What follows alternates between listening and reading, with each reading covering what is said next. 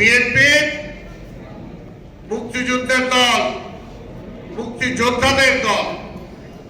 যারা গন্ডগোলের বছর বলেন, যারা মুক্তিযুদ্ধকে ব্যবসা হিসাবে ব্যবহার করে, সে একই সূত্রে গাথা মনে হয় সবকিছু। তাই ভাইরা আমার, আজকে আমাদের সবচেয়ে বড় যেটা দরকার সেটা হলো জাতীয় ঐক্য। এই ছাত্ররা কি বলল, অমুকরা কি বলল, কিন্তু আমরা জানি যে আজকে যে রাজনীতিতে ঘনঘটা বাঁধানোর চেষ্টা করতেছে একটাই, সেটা হলো যে নির্বাচনটাকে ঠেকাও। নির্বাচনটা হইলে কার লাভ আর নির্বাচনটা ঠেকাইলে কার লাভ, এই দুইটা পরিষ্কার হয়ে যায় জনগণের সামনে।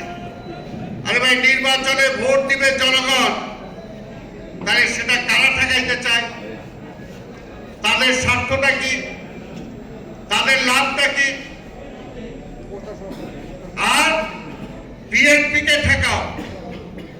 আগে বলতো -2 ফর্মুলা, হ্যাঁ -2 ফর্মুলা তো এখনো জারি, অর্থাৎ খালেদা জিয়া আর তারেক রহমানকে মাইনাস করো, তাহলে বিএনপি মাইনাস হবে। আর বিএনপি মাইনাস হলেই ওই ভারতীয় আধিপত্যবাদীরা যেরকম চাবে সেই রকমই দেশটা চলবে।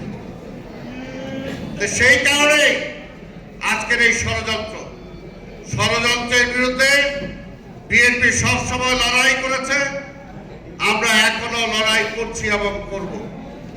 এবং আরেকটা, যে যত কথাই করব, নির্বাচন হবে এবং নির্বাচনে ইনশাআল্লাহ বিএনপি জয়লাভ করবে, কেউ ঠেকানোর ক্ষমতা নেই। সেই ভয়টা পায় বিভিন্ন রকম বিভক্তি করার চেষ্টা করতেছে।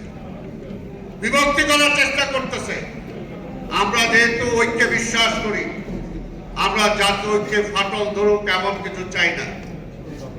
বিএনপি মুক্তিযুদ্ধের দল, মুক্তিযোদ্ধাদের দল। আজকে বারবার এই কথা বলেছি যে আওয়ামী লীগ মুক্তিযোদ্ধাকে নিয়ে ব্যবসা করেছে। তারা মনে প্রাণে মুক্তিযুদ্ধ চায় নাই।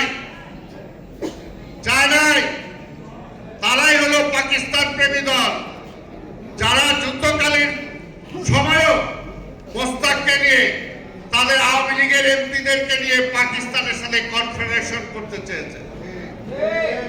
কাজে আরেক পাকিস্তানি কারা আছে, তাদের সাথে তাদের তো মিল হবেই, উপরে যাই থাক। তাই পরিষ্কার কথা বলতে চাই যে আজকে 54 বছর পরে, আজকে যখন দেশটা আবার আধিপত্যবাদী মুক্ত হয়েছে, তখন আবার কেন এই কন্ট্রাডিকশনটা